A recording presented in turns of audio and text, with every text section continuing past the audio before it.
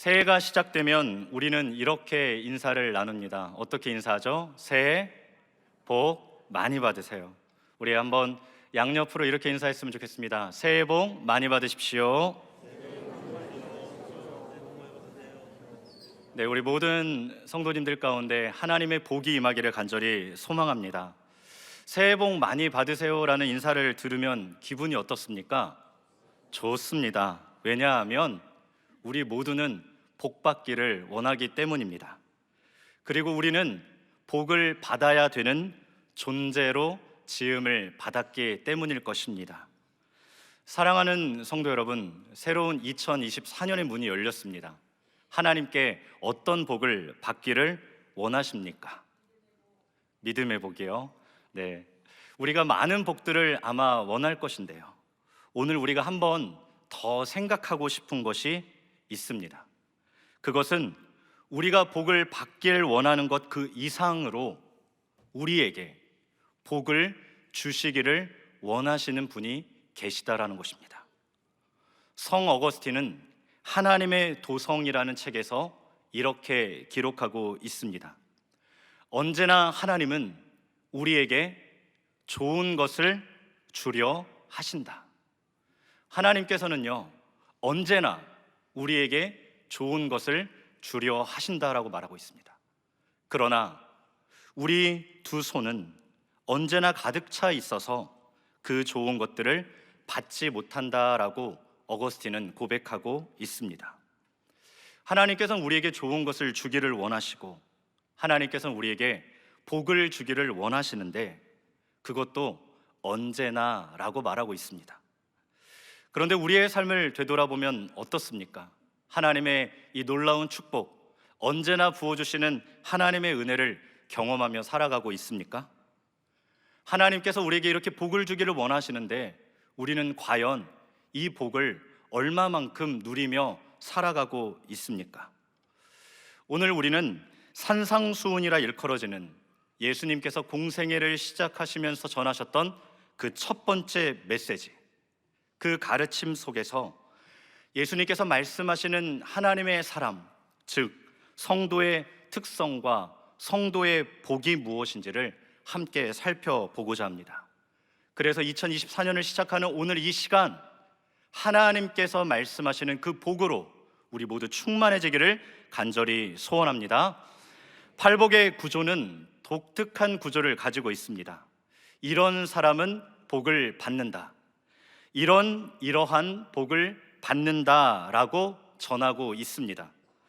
그래서 혹자들은 말하기를 하나님의 복을 받기 위해서는 우리가 심령을 가난하게 해야 해, 하나님의 복을 받기 위해서는 우리가 애통해야 해, 하나님의 복을 받기 위해서는 의에 줄이고 목이 말라야 해 라고 말하는 것이죠.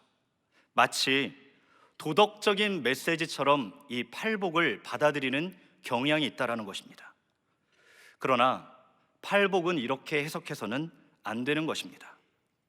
사랑하는 성도 여러분, 우리에게 주신 가장 큰 복이 무엇입니까? 하나님께서 우리에게 허락하신 가장 놀라운 축복이 무엇입니까? 바로 구원의 은혜입니다. 구원의 은혜는 우리의 조건을 따라서, 우리의 위치를 따라서, 우리의 어떠함에 따라서 우리 가운데 주신 것입니까? 아니죠. 하나님께서 주신 이 복은 우리의 공로와 우리의 상태와 우리의 어떠함과 상관없이 하나님께서 전적으로 우리에게 부어주신 은혜라고 말하고 있습니다.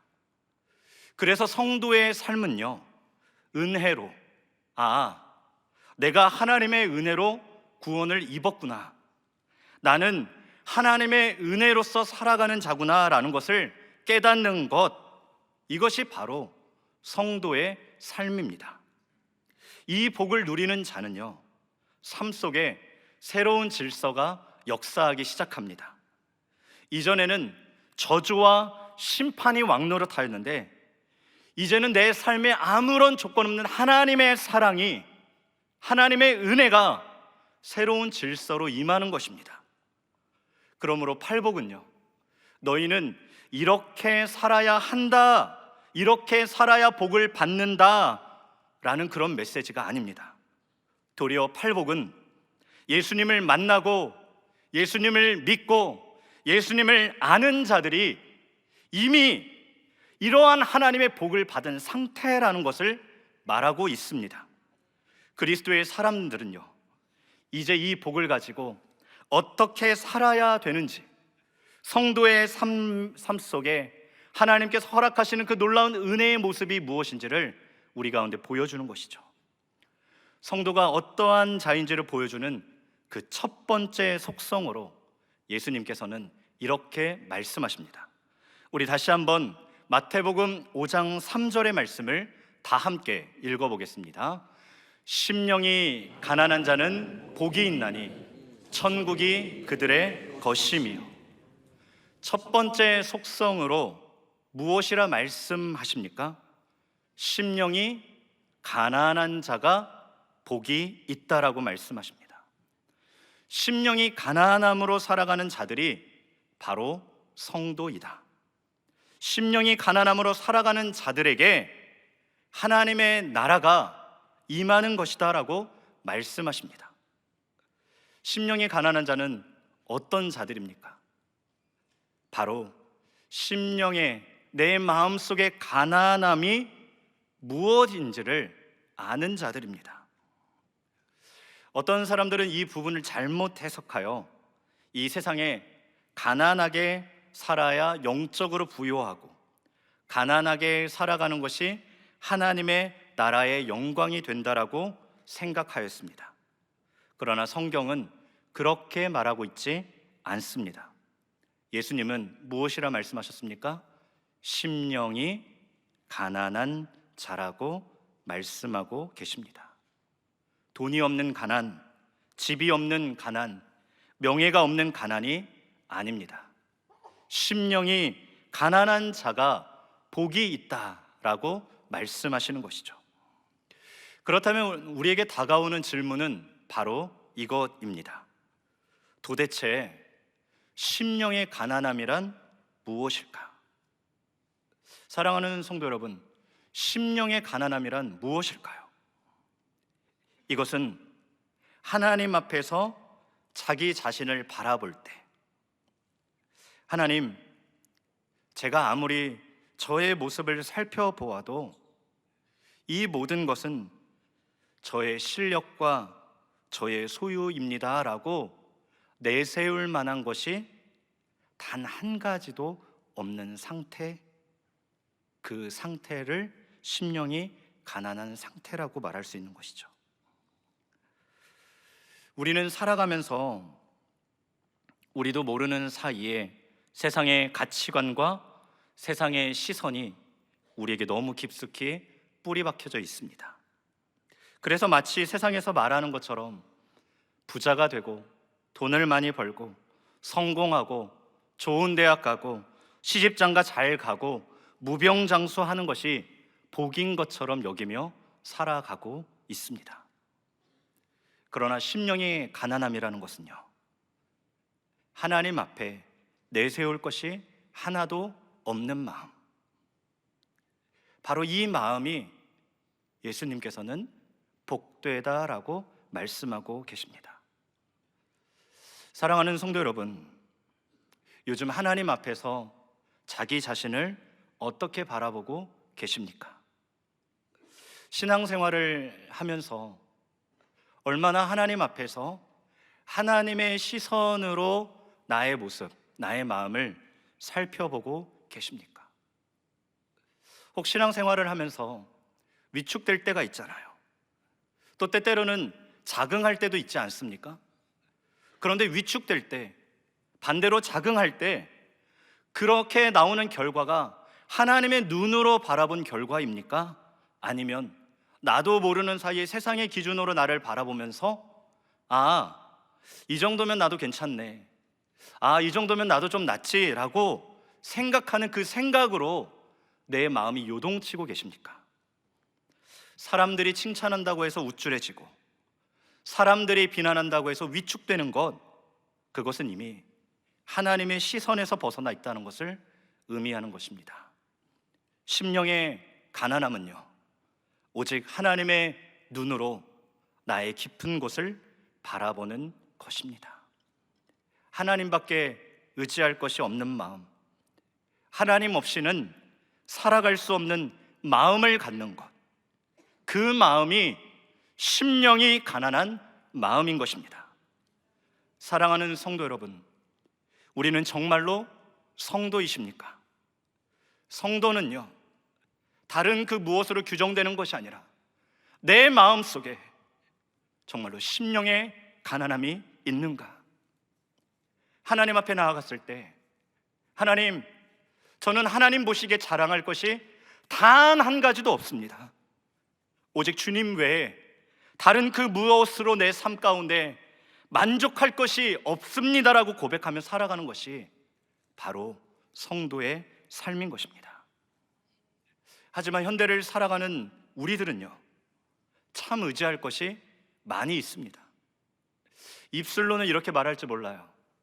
하나님, 제가 주님을 의지해요. 저는 주님만 의지해요. 저는 주님의 평가가 제일 중요해요 라고 우리가 말할지 모릅니다.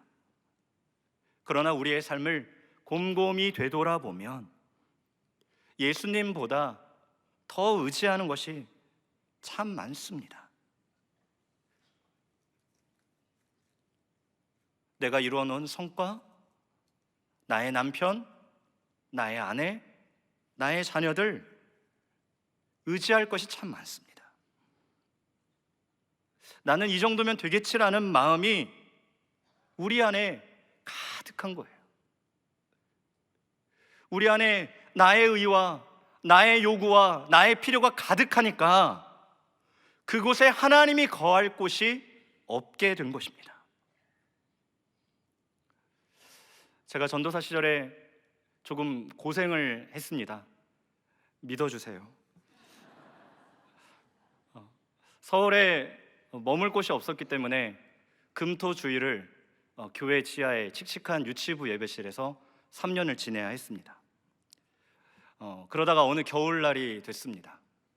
가장 추운 날이었는데 마침 보일러가 고장이 나버린 겁니다.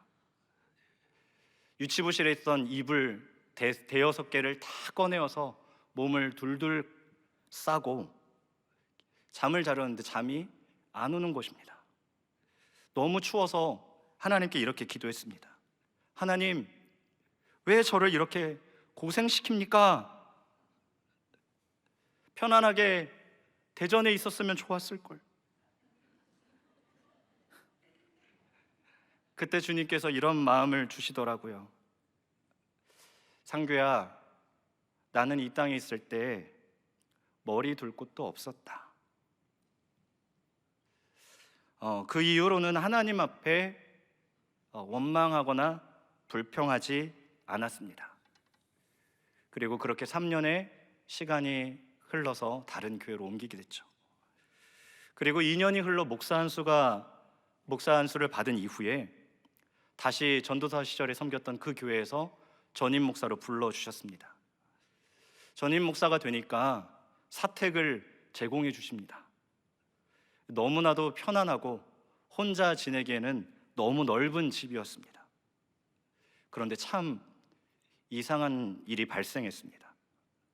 저의 마음에 전도사 시절에 가졌던 가난한 마음이 사라지는 거예요. 이 집이 내 집도 아닌데 이제 누울 곳이 편하고 씻을 것이 편하고 내가 편안하게 머물 곳이 생기니까 제 마음 가운데 가난한 마음이 사라진 것이었습니다. 이 마음이 든 이후에 하나님 앞에 이렇게 결정을 했습니다. 주님, 저 에어컨 달지 않겠습니다. 선풍기도 없이 살도록 하겠습니다. 네, 웃기시죠?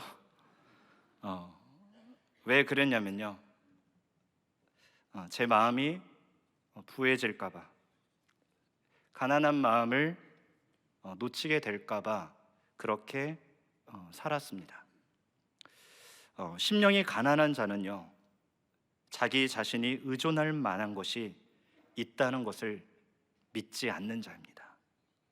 자기 안에 신뢰할 만한 것이 없어서 철저하게 하나님 앞에서 무능력을 경험하는 자입니다. 하나님과 사람 앞에 나의 나 될 것이 없다는 것을 아는 자가 바로 심령이 가난한 자입니다. 제가 이렇게 말씀을 드릴 때 우리 성도님들 가운데 머릿속에 스쳐 지나가는 하나의 장면이 있지 않습니까? 우리가 처음 예수님 만났을 때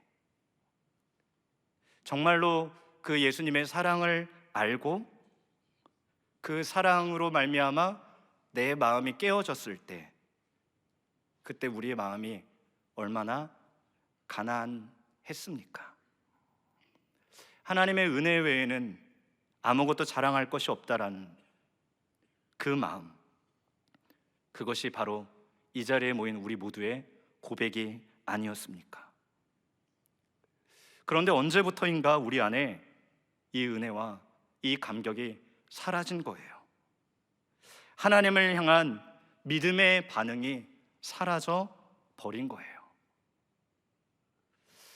우리가 사는 사회는요, 사람들을 참 다양한 것으로 평가를 내립니다. 가장 대표적인 것이 학벌로 사람을 평가합니다. 어느 대학 나왔네, 무엇을 공부했네로 평가합니다. 신분을 가지고도 평가를 하죠. 어느 집안이고 어느 회사를 다니네 라는 것으로 그 사람을 평가합니다. 어떤 경우에는 그 사람이 성취한 것으로 평가를 내리기도 합니다. 이런 업적을 냈고 이런 성공을 거두었네, 아 훌륭하네, 저 사람은 복을 받았네, 학벌로 신분으로 성공으로 복을 받았는지를 규정하는 것이죠. 그런데 참 무서운 것이 이 세상의 방식이 우리 성도들의 삶 속에도 깊숙이 스며들었다는 것이죠. 사랑하는 성도 여러분, 성도는요, 이 세상의 평가로 결정되는 사람이 아닙니다. 사회의 경향과 사회의 평가와 상관없이 하나님의 눈으로 자신을 바라볼 줄 아는 그 사람이 바로 하나님의 백성이고 심령이 가난한 자인 것이죠. 다시 한번 우리는 기억해야 됩니다. 어느 순간부터 나의 마음 가운데 이 가난한 마음을 놓쳐버렸는가? 언제부터인가 나는 이 가난함을 잃어버린 것일까? 우리는 진지하게 하나님 앞에 고민해 보아야 될 것입니다. 이 마태복음 5장 3절 심령이 가난한 자라는 이 표현 속에 이 가난함이라는 이 단어를 헬라어 프토코스라는 단어를 사용하고 있습니다. 그런데 이 프토코스라는 단어에는 중요한 두 가지의 함의를 담고 있습니다. 첫 번째는 이 프토코스는 가난함인데요, 어떤 가난함이냐면 바로 다른 누군가가 지원해 주지 않으면 살아갈 수 없는 가난함입니다. 누군가가 이 사람을 도와주지 않으면 이 사람은 결단코 살아갈 수 없는 것이에요. 절대적 의존을 말하는 가난을 말하고 있습니다. 예수님께서 말하는 이 심령의 가난함이라는 것은 우리의 마음이요, 우리의 심령이요, 하나님을 향하여 주님, 저는 주님이 없이는 도대체 아무것도 할 수 없는 사람입니다. 주님의 은혜 없이는 살아갈 수 없는 연약한 자입니다라고 고백하는 이 가난함이 그 자리 가운데 깊숙하게 자리 잡고 있는 것이죠. 이 부토코스라는 단어의 두 번째 함의된 의미는요, 바로 갈망함입니다. 그냥 없는 상태, 이제 끝났구나라고 자기의 삶을 단정짓고 비하하는 것이 아니라 결단코 포기하지 않는 강렬한 갈망함으로 하나님 앞에 나아가는 것이 바로 이 푸토코스라는 단어 안에 담겨져 있는 의미인데요, 회당장 야이로가 하나님을 향하여 예수 그리스도를 찾으며 이렇게 말하죠. 예수님, 예수님, 주님께서 오셔야만 저의 딸을 살릴 수 있습니다. 주님이 오셔야만, 주님이 오셔야만 저의 딸을 살릴 수 있습니다라고 고백하는 그 간절함,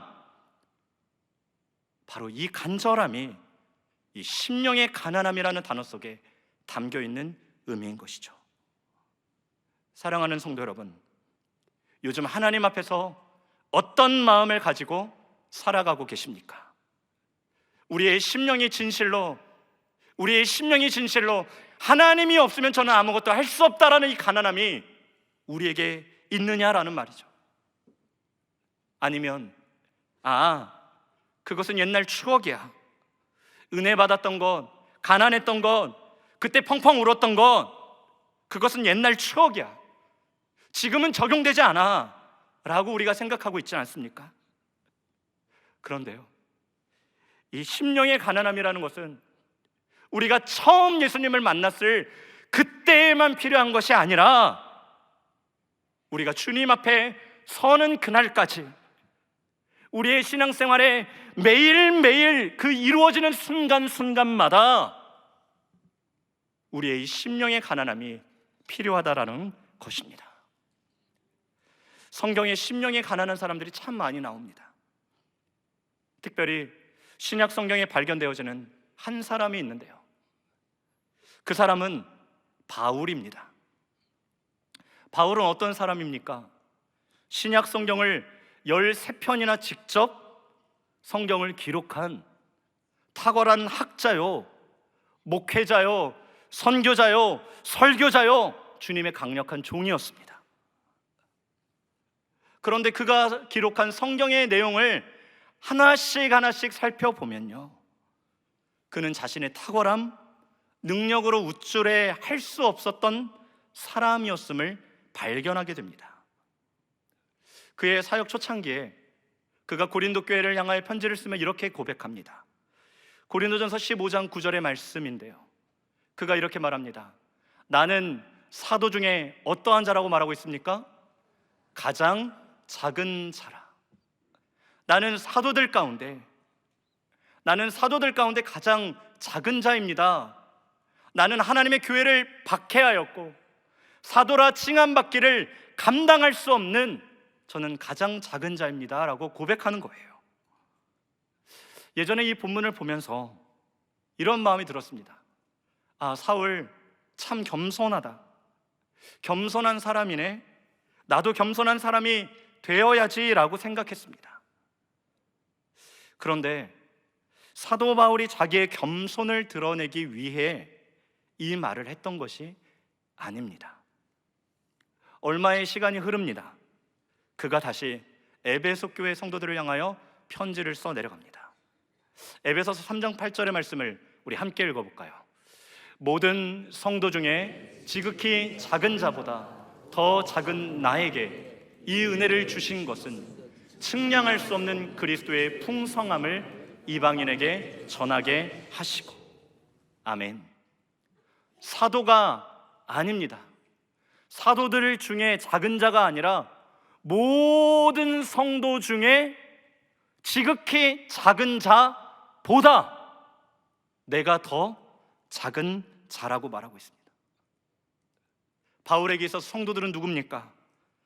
바로 바울이 가르쳐 키워낸 하나님의 사람들이죠. 그런데 그 모든 성도들보다 내가 더 작은 자라고 말하고 있는 것입니다. 무슨 말입니까? 사도 바울은 도대체 무엇 때문에 이런 말을 전하고 있는 것일까요? 그의 인생의 노년에 이르렀습니다. 디모데전서 1장 15절의 말씀 보니 믿보다 모든 사람이 받을 만한 이 말이여, 그리스도 예수께서 죄인을 구원하시려고 세상에 임하셨다 하였도다.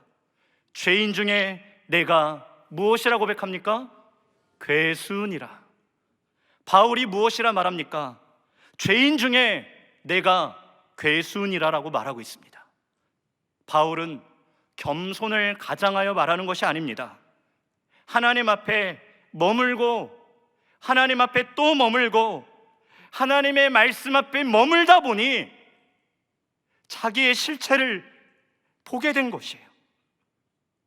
오라, 나는 곤고한 자로구나. 내 안에 선한 것이 하나도 없구나.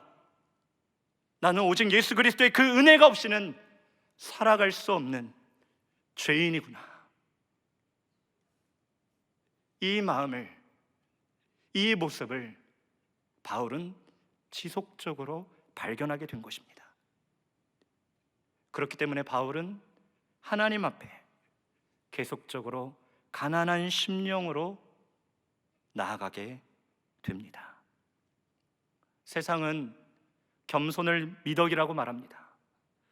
우리가 생각하는 겸손은 이런 것 아닙니까? 자기 자신을 낮추고 남은 나를 높여주는 것. 그것이 이 사람 참 겸손하다라고 말하죠. 그러나 성경은 그것이 외식이요 거짓말이다라고 말하고 있습니다. 겸손을 가장하는 것은 예수 그리스도의 복음과 전혀 상관없는 것이다라고 말하고 있습니다. 하나님 앞에서 나 자신을 바라보고 하나님 앞에서 나 자신을 아는 것, 그래서 하나님의 눈으로 바라본 나의 실체를 알기 때문에 그 실체 앞에서 철저하게 참말을 하고 참 진리를 선포하는 것, 이것이 바로 바울의 고백이었습니다.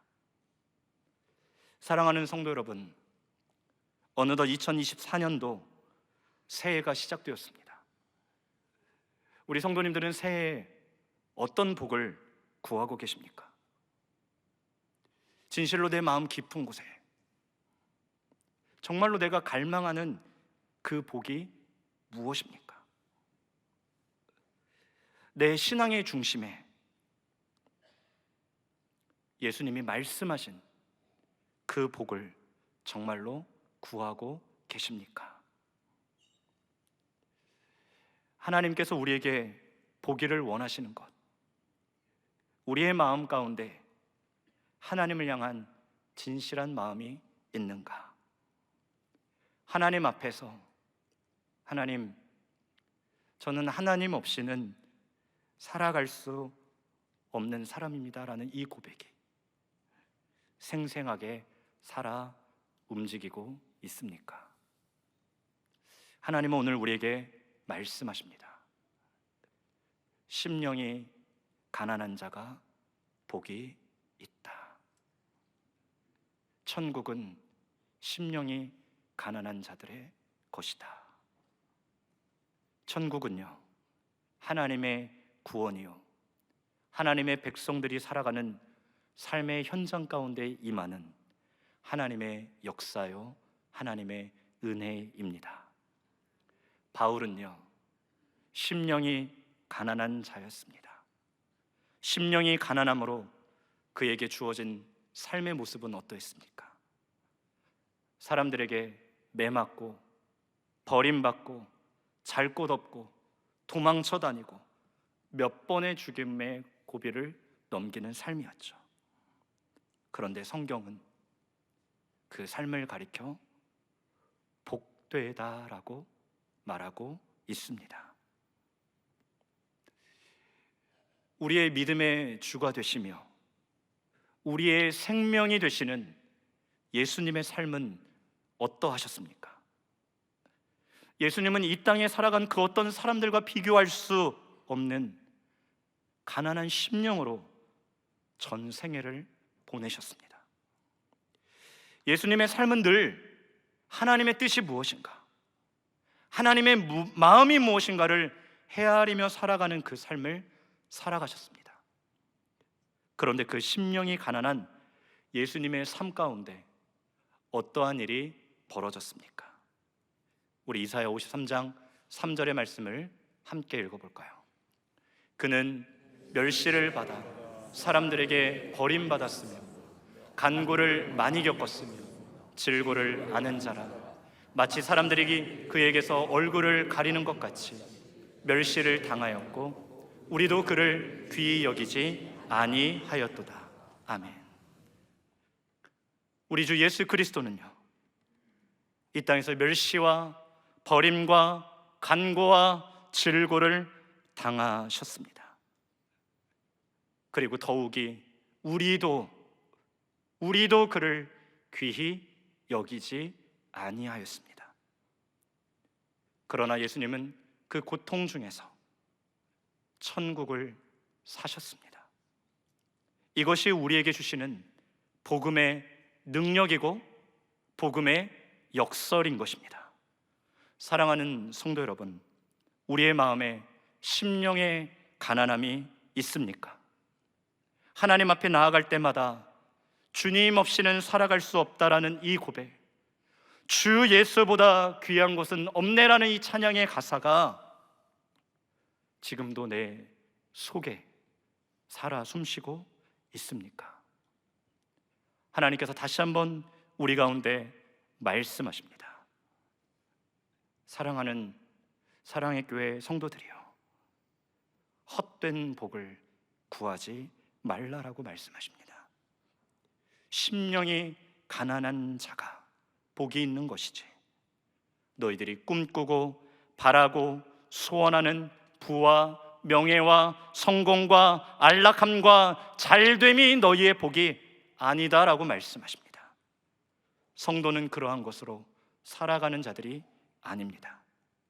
성도는요, 하나님의 사람은요, 예수 그리스도 한 분으로 족한 자들입니다. 기억하십시오.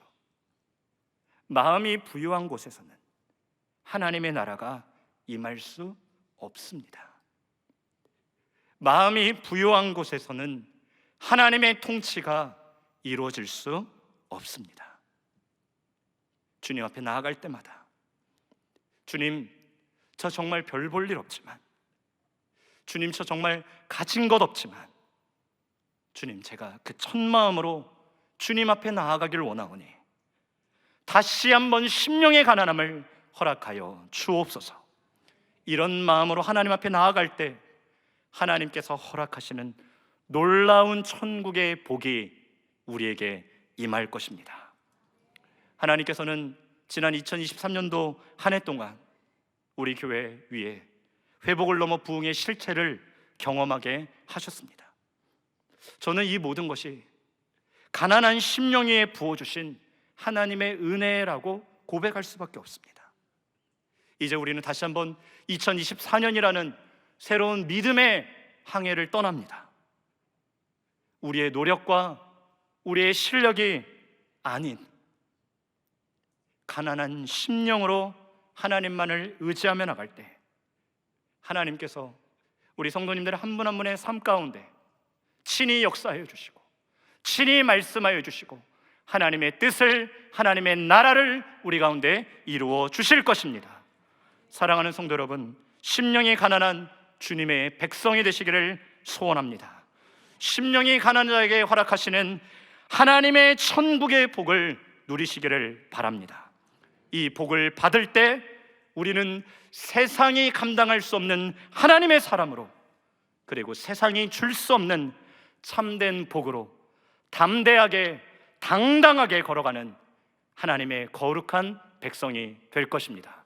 이 믿음을 가지고 능력 있게 살아가는, 날마다 하나님 부어주시는 능력을 경험하는 우리 모두가 되기를 간절히 소원합니다. 함께 기도하시겠습니다. 우리의 생명 되시며 우리의 모든 것 되신 하나님 아버지, 이 땅을 살아가며 우리의 삶을 유혹하는 수많은 하나님, 우리의 마음을 흔들어 놓는 것들이 있습니다. 하나님, 이 시간 다시 한번 우리가 하나님 앞에 나아가오니 우리의 심령 위에 가난한 심령을 허락하여 주셔서 예수 그리스도 없이는 살아갈 수 없는 하나님의 백성이 될 수 있도록 주님께서 우리 가운데 친히 역사하여 주옵소서. 우리 사랑하는 성도님들 한 분 한 분 주님을 향하여 이 가난한 마음으로 나아갈 때 하나님께서 베풀어 주시는 놀라운 은혜와 축복을 경험하는 2024년 한 해가 될 수 있도록 성령께서 친히 역사하여 주시옵소서. 함께 하실 줄 믿사오며 우리의 소망 되신 예수 그리스도의 이름으로 기도드리옵나이다. 아멘.